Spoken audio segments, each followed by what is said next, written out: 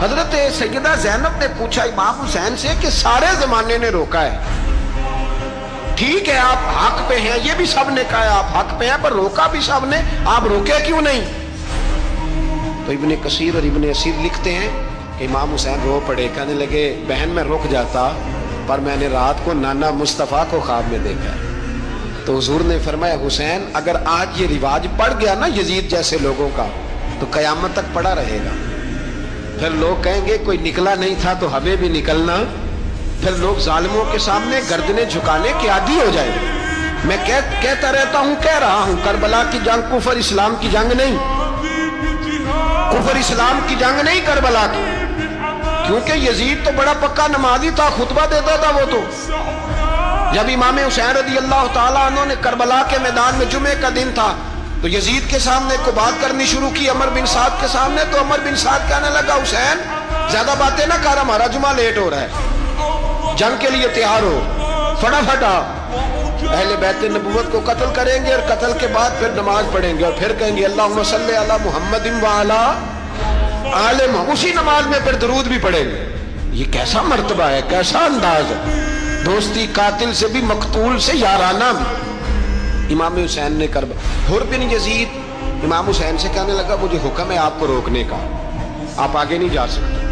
امام صاحب نے فرمایا وجہ زمین اللہ کی ہے، اس نے کہا آپ بیعت نہیں کر رہے، یزید کی حالات آپ کے حق میں درست نہیں ہے، آپ نہیں جائیں گے۔ امام روک گئے۔ ظہر کی نماز کا وقت ہوا تو حضرت علی اکبر امام حسین کے بڑے صاحبزادے انہوں نے اذان ظہر پڑھی تو حر بن یزید کے لشکر نے امام حسین کے پیچھے نماز ادا کی۔ کہا بھئی تم مقابلے میں آئے ہو نماز پیچھے پڑھتے ہو؟ کہا حضور مقابلہ تو تلواروں سے کر رہے ہیں پر ہمارا دل تو مانتا ہے نا کہ مصطفیٰ کا نواسہ بڑی شان والا ہے۔ حر بن یزید نے 3 نمازیں لشکر سمیت امام حسین کے پیچھے پڑھی ہیں، 3 نمازیں، ظہر اثر اور مغرب۔ پھر امام حسین کے سامنے شرائط پیش کی کہ آپ کو یہاں گھیر لیا گیا ہے، یہاں آپ بیعت کریں گے، یہاں آپ جنگ کریں گے، 2 ہی باتیں۔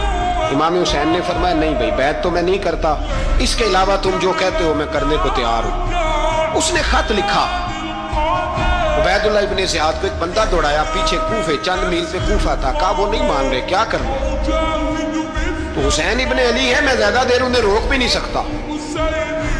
انہوں نے پیغام دیا حر بن یزید کو کہ کرنا کچھ بھی نہیں، ان کا پانی بند کر دو، بلیک میل کرو، کھانا پانی نہیں ملے گا، چھوٹے چھوٹے بچے ہیں خود ہی مان جائیں گے۔